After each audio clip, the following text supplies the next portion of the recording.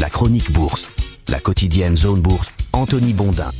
Bonjour, bienvenue dans ce point de marché Zone Bourse. Nous sommes le mercredi 22 avril 2026 et le titre du jour c'est Wall Street n'a pas tellement envie de baisser. La cacophonie règne toujours autour de la situation en Iran et pendant que le détroit d'Ormuz reste fermé, les actions sont demeurées dans le rouge en début de semaine, même si ça pousse quand même assez fort du côté de Wall Street. On sent bien que les investisseurs sont démangés par des achats compulsifs. Mais on va démarrer évidemment par le Moyen-Orient puisque c'est le sujet omniprésent du moment. Le dernier épisode en date qui tient les marchés financiers en haleine et les prix à la pompe en apesanteur est aussi cryptique que les précédents. Donald Trump a finalement repoussé, signé d'hier la fin du cessez-le-feu avec l'Iran malgré l'annulation des négociations semble-t-il programmées pour hier et aujourd'hui. La cause, Téhéran serait incapable de présenter des émissaires acceptables à cause d'un pouvoir gravement fracturé, ce qu'on imagine sans peine vu le nombre de hauts dirigeants qui ont été éliminés depuis le début du conflit. L'Iran fait de son côté passer le message que les revendications des États-Unis sont déraisonnables, tout en abreuvant le monde de mèmes ironiques plus ou moins réussis sur les réseaux sociaux.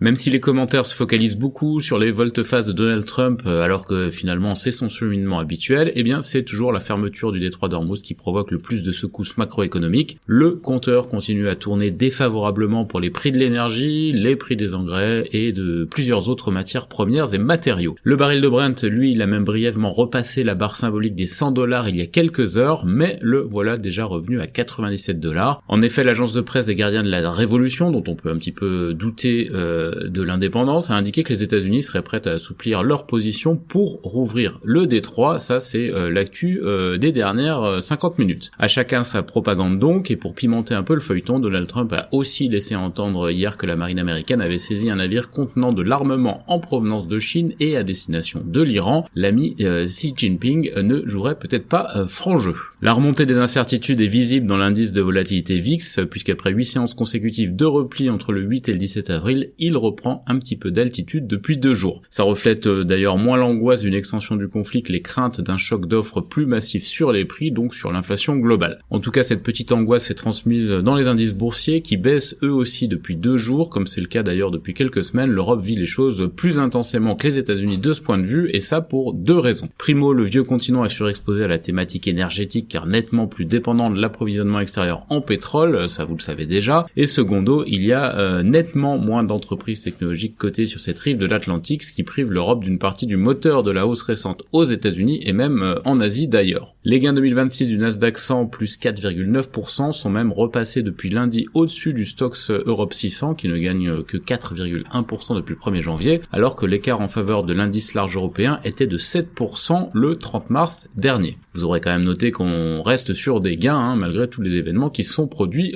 depuis le 1er janvier. Mais attention, les États-Unis ne sont quand même pas immunisés contre l'onde de choc pétrolière et Donald Trump le sait très bien. Au 21 avril 2026, faire le plein de son véhicule à Washington coûte 67% de plus que le 17 février dernier et l'effet bien sûr est dévastateur à 7 mois des élections de mi-mandat. La Maison-Blanche s'emploie donc à atténuer l'impact en allégeant les embargos et les règles maritimes. Il en est encore question depuis hier, mais à ce stade, il faut bien reconnaître que l'impact est quasiment invisible sur les cours pétroliers. L'actu purement boursière du jour, elle sera dominée par les nombreuses publications de résultats qui tombent en Europe et aux États-Unis. L'Oréal, ABB, EssilorLuxottica, Danone, Bureau Veritas, Carrefour ou Rexel sur le vieux continent, et puis Tesla, GE Vernova et IBM aux États-Unis. L'agenda macro, lui, il n'est pas très fourni, et côté banque centrale, la BCE ne devrait rien faire sur ses taux en fin de mois, comme l'a souligné une bonne source dans un article publié dans le Financial Times ce matin. Côté États-Unis, l'audition de Kevin Warsh, le successeur probable de Jérôme Powell à la tête de la Fed, n'a rien eu d'une promenade de santé pour l'intéresser. Il s'en est quand même plutôt bien tiré. Warsh a alterné les éléments de réassurance sur l'indépendance vis-à-vis de la Maison-Blanche et des prises de position un peu plus marquées. Il a par exemple refusé d'affirmer que Donald Trump avait perdu l'élection de 2020 et il a imputé l'hyperinflation post-Covid à des erreurs de politique monétaire. Le prétendant a quoi qu'il en soit assumé qu'il amorcera une rupture par rapport à la politique actuelle, ce qui n'est pas vraiment une surprise pour le monde financier. La séance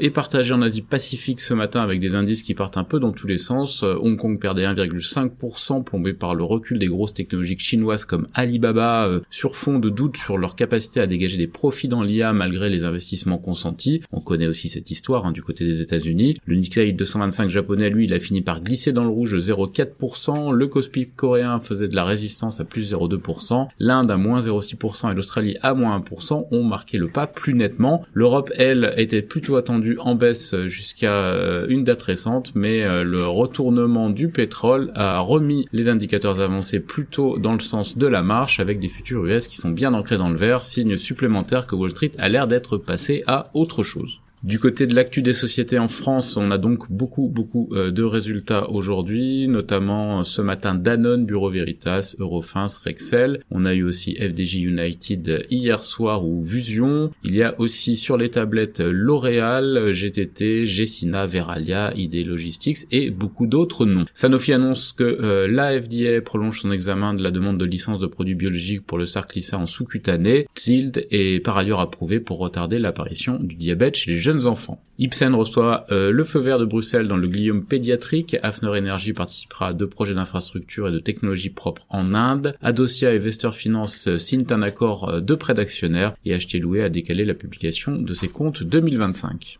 Ailleurs en Europe, beaucoup de chiffres aussi, notamment les résultats d'ASM International, ABB, Nordea, Saipem, j'ai vu aussi Randstad, Temnos, AkzoNobel ou Moncler par exemple. La grosse info du jour, c'est que Deutsche Telekom envisagerait une fusion complète avec sa filiale T-Mobile US selon les infos de Bloomberg. Nestlé et Keurig Dr Pepper renouvellent leur accord de distribution pour les capsules Starbucks K-Cup en Amérique du Nord. Lufthansa supprime 20 000 vols dans le cadre de sa stratégie d'optimisation estivale. HSBC aurait sélectionné Allianz, Daiichi Life et Sumitomo pour la vente de ses activités d'assurance à Singapour selon les infos de Bloomberg, et Safilo en Italie signe un accord exclusif pour l'acquisition de Spy Plus et Serengeti. En Amérique du Nord, United Airlines abaisse sa prévision de bénéfice net 2026 à cause du kérosène. Adobe annonce un nouveau programme de rachat d'actions de 25 milliards de dollars. New York poursuit Coinbase et Gemini. Netflix serait en pourparlers pour acheter un site historique de studio de cinéma à Los Angeles actuellement détenu par ses créanciers. Meta lance les travaux d'un nouveau centre de données de 1 milliard de dollars à Tulsa. Tesla